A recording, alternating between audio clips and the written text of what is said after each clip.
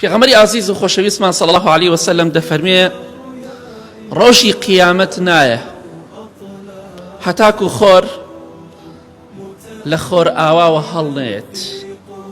هەموو ڕۆژێکە خۆر ئاوا بێ بەبێ حەدیث پێغەمبەری خوا صلی الله عليه وسلم لە ژێر عەرشی خوای گەورەدا سەجدە بۆ خوای گەورە دەبات. ئەفەرمی ئەی خوایە گیان بڕۆم هەڵبمەوە لە شوێنی خۆمەوە لە ڕۆژهەڵاتەوە، خوای گەورە ئیزنی ئەدا ئەمجا دەچێت لەوێ هەڵدێ. بەڵام پێغەمبەری خوا فەرمیە صلی الله عليه وسلم ڕۆژێک دێت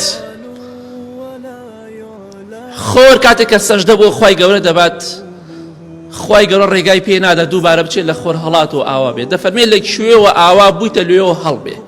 ئەوە قیامەتە. ئیتر ئەو کاتە هەموو خەڵکی ئیمان دەهێنن بەڵام ئیمانی خەڵکی نایخوات، چونکە ئەبێ پێش ئەو ئیمان بهێنی. و هەر کەسێکیش لە ئێمە بمرین ئیمان دەهێنین پەشیمان دەبینەوە بەڵام سوودی نییە. بەڵێ خۆشەویستان، خۆرێک بەو گەورەی خۆیە کە چەندێک زەبەلاح و گەورەیە سەجدە بۆ خوا دەبات هەموو ڕۆژێک.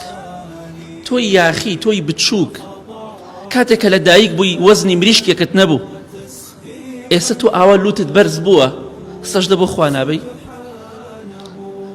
ئامادەنی نوێژ بۆ خوا بکەی، ئامادەنی فەرمانی خوا جێبەجێکەی. خۆرێک بەو گەورەی خۆی لەژێر فەرمانی خوادایە، بەڵام تۆ یاخی لە خۆت بایی بوویتە دڵنیابە ئەو لاشە و ئەو جسمە و ئەو هێز و قووەت و پار و سامانەی کە تۆ باسی دەکەیت و دڵت پێی خۆشە و شانازی پێوە دەکەی لە خوا دووری خستویتەوە، ڕۆژێک دێ هەر هەمووی بەجێ دەهێڵیت. ئەو لاشێت کرم تێدات کەواتە لوتت بەرز نەبێ خۆت بە گەورە مەزانە. ئەمڕۆ تۆ بەو کۆ بگەڕێرە بۆ لای خوا پێشەوەی قیامەت بێ.